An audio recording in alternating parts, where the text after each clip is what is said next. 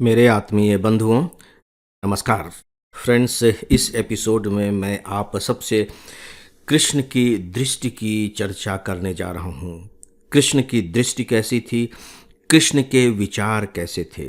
इससे पहले के एपिसोड में आप देख चुके हैं कि राम के प्रति धनुष यज्ञ के समय उपस्थित राजाओं के विचार किस किस तरीके थे।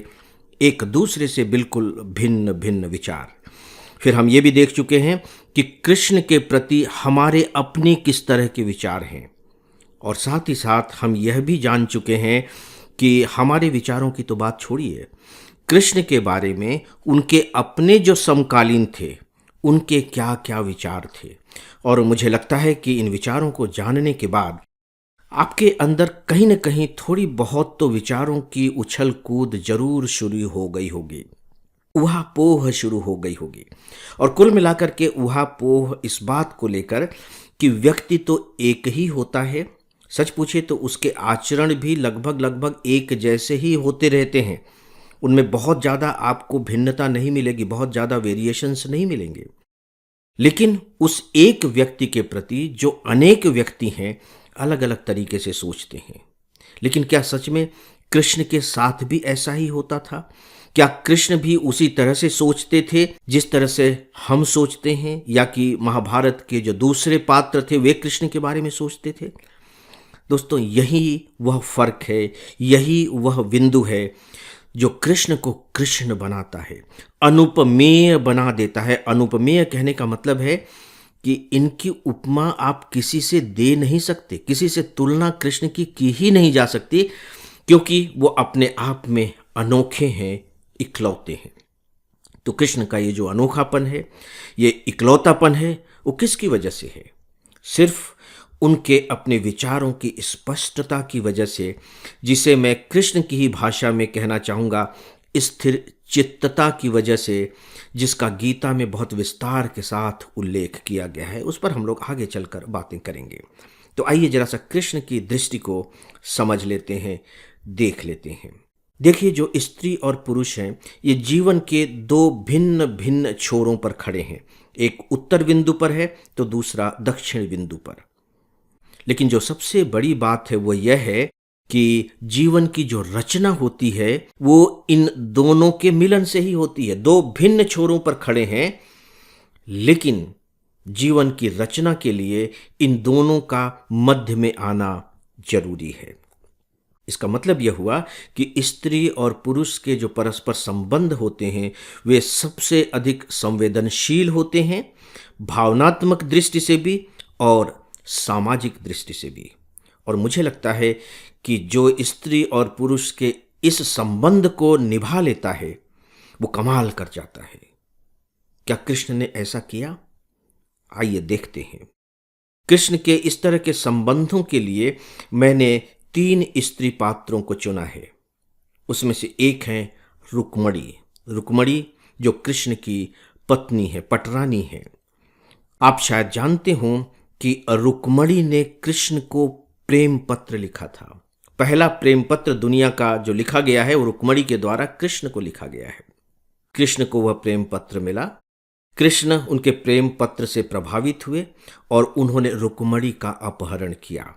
इसका मतलब है कि रुक्मणी के प्रति जो कृष्ण का प्रेम था वो बहुत गहरा प्रेम था, तभी तो अपहरण किया। ऐसा थोड़ी था कि वो बारात लेकर के गए और रुक्मणी को ब्याह कर ले आए। अपहरण किया। और अपहरण करना कितना कठिन काम होता होगा, आप अनुमान लगा दीजिए, आप अनुमान लगा लीजिए। ऐसा तो नहीं है कि कृष्ण अपहरण करने गए और जो रुक्मणी के पिता थे, उनके जो भाई थे, उन सब ने कहा कि अच्छा, आपको अपहरण करने की जरूरत नहीं है, आप रुक्मणी को यूं ही ले जाइए। जीवन का खतरा होता है उसमें। तो अपने जीवन का जोखिम उठा करके कृष्ण रुक्मणी को लेकर आए। एक संबंध। दूसरा संबंध द्रौपदी का है। द्रौपदी को कृष्ण सखी कहते हैं और द्रौपदी भी कृष्ण को सखा कहते हैं। अगर आधुनिक भाषा में आप कहना चाहें तो इसे बॉयफ्रेंड और गर्लफ्रेंड आप कह सकते हैं। दोनों एक दूसरे का संबोधन ही सखा और सखी करके करते हैं। और शायद आपको मालूम हो कि द्रौपदी का एक नाम कृष्णा भी था। कृष्ण से बना हुआ शब्द कृष्णा। द्रौपदी और कृष्ण के बीच मित्रता के कितने पवित्र संबंध रहे हैं आप बहुत अच्छे से जानते हैं। क्या आपको कोई भी ऐसी घटना याद आ रही है, जरा सी भी, कि आप इस मित्रता की पवित्रता पर संदेह कर सकें? बिल्कुल भी नहीं। चलिए हमारी बात तो छोड़िए, क्या आपको कोई एक भी ऐसा प्रसंग याद है कि रुक्मणी कृष्ण और द्रौपदी के इस संबंध के बारे में संदेह कर सके? मतलब मेरी जानकारी में तो नहीं है, और यदि आपकी जानकारी में हो तो प्लीज आप मुझे बताइएगा। और जो तीसरा संबंध है वह इन दोनों से भी कहीं अधिक संवेदनशील संबंध है, बहुत ही छुई मुई वाला संबंध है, वह है कृष्ण और राधा का संबंध। ये प्रेमी और प्रेमिका का संबंध है, सबसे अधिक संवेदनशील, सबसे अधिक मार्मिक, सबसे अधिक गहरा, और सच पूछिए तो सबसे अधिक जोखिम से भी भरा हुआ, सबसे अधिक संदेहास्पद। राधा और कृष्ण के कैसे संबंध रहे हैं मुझे बताने की जरूरत नहीं। हम इन संबंधों को पूजते हैं, राधा और कृष्ण की पूजा होती है, और उसमें भी कृष्ण और राधा नहीं कहा जाता, राधा और कृष्ण कहा जाता है। यह इस बात का प्रमाण है कि यहाँ प्रेमी और प्रेमिका के संबंध भी कितने उच्च स्तर के रहे हैं। इससे भी बड़ी बात यह है कि इन तीनों संबंधों को कृष्ण ने कितने संतुलन के साथ निभाया है कि इन तीनों महिला पात्रों में कहीं भी कृष्ण के संबंधों को लेकर के जरा भी संदेह की भावना नहीं है, कहीं भी कालीख नहीं है। सब अपने अपने दायरे में मस्त हैं, अपने अपने दायरे में मर्यादित हैं। और सच पूछिए तो तीनों यदि कभी एक दूसरे से मिलते तो एक दूसरे को सम्मान की निगाह से देखते, और सिर्फ इसलिए सम्मान की निगाह से देखते कि आप कृष्ण को चाहते हैं। तीनों कृष्ण को चाह रहे हैं, लेकिन उन चाहने के स्तरों को आप देखिए, और इसमें इन तीनों की उतनी महानता नहीं है जितनी कि कृष्ण के चित्त की महानता है, क्योंकि उनकी जो दृष्टि थी वो बिल्कुल स्पष्ट थी, उसमें कहीं डावाडोलपन था ही नहीं। ये कृष्ण है। कृष्ण ने कंस का वध किया जो कृष्ण के मामा थे। उन्होंने जरासंध का वध किया जो कि कंस के ससुर थे।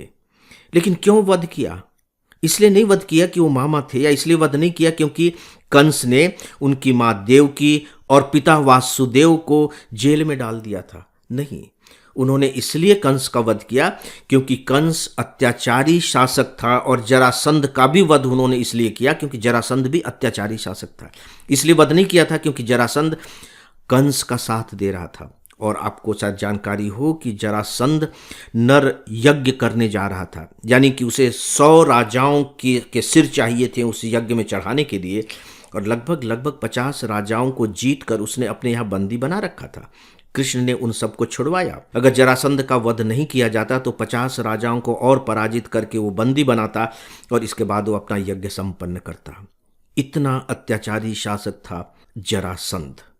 और कृष्ण अपने जीवन के उद्देश्य के बारे में क्या कहते हैं? यदा यदा ही धर्मस्य, जब जब धर्म की हानि होगी मैं धर्म को बचाने के लिए सामने आऊंगा। तो जो कंस और जरासंध थे वो धर्म की हानि कर रहे थे। अपने ही परिवार के साथ कृष्ण ने क्या किया, सोच करके देखिए। छोटी मोटी बात नहीं है। आप संवेदना के स्तर पर, अनुभव के स्तर पर जब थोड़ा सा अपने को ले जाएंगे तब आप अंदर से कांप जाएंगे।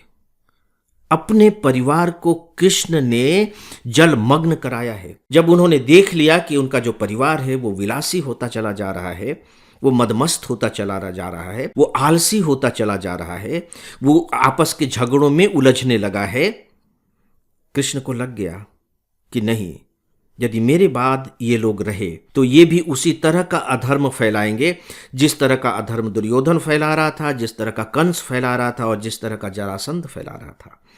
उनको सोचने में 1 मिनट नहीं लगा। उन्होंने समुद्र का आह्वान किया कि समुद्र तुम आओ और इस द्वारिका को जलमग्न कर दो। अब इनके दिन पूरे हो गए हैं, और शायद आपको इस बात की भी जानकारी होगी कि इस द्वारिका का निर्माण कृष्ण के पूर्वजों ने नहीं किया था, कृष्ण ने स्वयं कराया था। सोच करके देखिए, कृष्ण के द्वारा अपनी बसाई गई नगरी थी द्वारिका, और कृष्ण के अपने संतान थे। इसके बावजूद कृष्ण ने यह निर्णय लेने में 1 मिनट भी नहीं लगाया कि नहीं, अब इनका वक्त पूरा हो चुका है, इन्हें समाप्त कर देना चाहिए। शायद इस बात की बहुत कम लोगों को जानकारी है कि जो दुर्योधन था वह कृष्ण का समधी था। जी हाँ, कृष्ण के पुत्र थे सांब, और कृष्ण के पुत्र सांब ने दुर्योधन की पुत्री लक्ष्मणा का अपहरण किया था। और इसको लेकर के बकायदे बलराम और दुर्योधन के बीच युद्ध भी हुआ था, क्योंकि अपहरण करना उस समय कोई आसान काम नहीं था, क्योंकि सांब को दुर्योधन ने बंदी बना लिया था। इसका मतलब हुआ कि जो दुर्योधन है वो कृष्ण के समधी है। लेकिन युद्ध में कहीं भी हमें कृष्ण के मन में ये बात दिखाई नहीं देती है कि यह मेरा समधी है, तो मुझे इसके प्रति कोई कृपा भाव रखनी चाहिए या दुर्योधन को कुछ मोहलत देनी चाहिए। बल्कि बलराम ने उस समय विरोध किया था जब बकायदे भीम में और दुर्योधन में अंतिम युद्ध चल रहा था, गदा युद्ध। तो जब भीम ने दुर्योधन की जांघ पर गदा का प्रहार किया था तो बलराम ने इसका विरोध किया था, क्योंकि बलराम तो बहुत बड़े गदाधारी थे और गुरु भी थे। कृष्ण ने उस समय इस बात की परवाह नहीं की कि बड़ा भाई विरोध कर रहा है। उन्होंने बलराम को समझाया कि दुर्योधन तो जिंदगी भर अनीतिपूर्वक जीता रहा है, काम करता रहा है, तो अभी आप नीति की बात क्यों कर रहे हैं। बलराम चुप रहे और चुपचाप युद्ध स्थल को छोड़कर हमेशा हमेशा के लिए वहां से चले गए। यह है कृष्ण। कृष्ण की दृष्टि में एक ही बात है जिसे हम कहते हैं धर्म, और धर्म के अनुकूल आचरण करना, और यह आचरण वही कर सकता है जिसका चित्त स्थिर होगा। सोच करके देखिए, हम अपनों के ही प्रति तो तटस्थ नहीं रह पाते, दूसरों के प्रति तो हम कुछ भी कह लेंगे, तटस्थ भी रह जाएंगे, लेकिन अपनों के प्रति तटस्थ रहना बहुत मुश्किल है। इसलिए जानबूझ करके मैंने कृष्ण की जिस दृष्टि की यहाँ चर्चा की है वो अपनों के प्रति उनकी जो दृष्टि रही है उन्हीं की चर्चा की है। आप भी इस पर विचार कीजिए। अब आप सबसे अनुमति चाहूँगा। आप सभी को फिर से मेरा नमस्कार।